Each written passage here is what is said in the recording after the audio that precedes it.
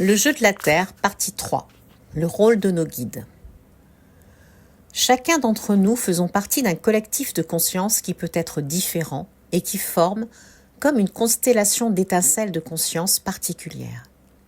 Par analogie, une constellation d'étoiles est un groupe d'étoiles voisines sur la sphère céleste.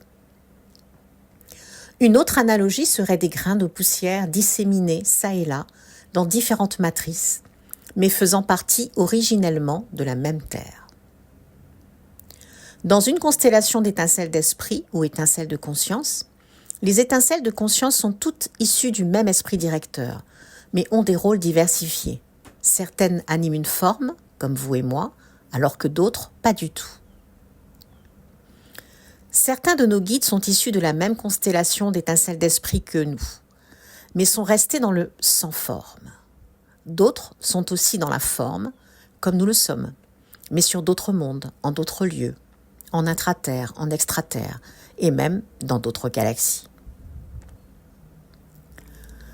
Les guides restés dans le sans forme sont là pour semer des petites pousses de conscience supplémentaires sur certains sujets qui sont importants pour notre évolution, mais que nous occultons inconsciemment. Ils attendent patiemment leur germination, c'est-à-dire leur déploiement en prise de conscience effective. En effet, le rôle principal des guides est d'initier la possibilité d'une prise de conscience qui se développera progressivement en nous.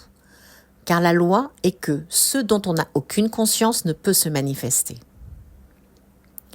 Nos guides peuvent aussi orchestrer des synchronicités qui vont en quelque sorte arroser les pousses de conscience qu'eux-mêmes ont semées à l'intérieur de notre psyché pour qu'elles puissent se déployer.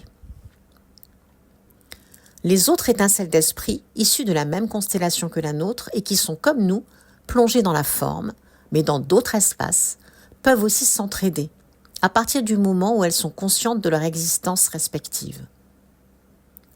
C'est à nous, terriens, d'avoir l'esprit suffisamment ouvert pour pouvoir accueillir leur présence et communiquer avec elles pour recevoir de l'aide. C'est notre partie divine qui crée le scénario pédagogique de notre apprentissage sur Terre. Et nos guides invisibles nous entourent et veillent sur nous et sur notre progression dans le jeu de la Terre. Nos guides nous aiment énormément.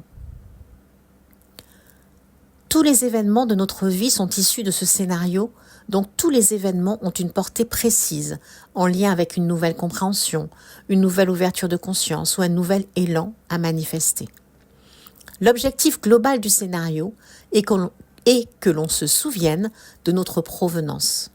Nous sommes une fractale de l'un, donc nous possédons tous ces attributs.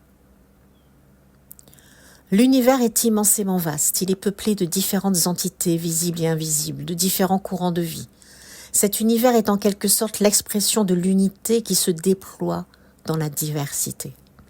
Plus nous serons à même d'envisager cela, et plus nous nous rapprocherons du réel, de la vérité de ce qui est.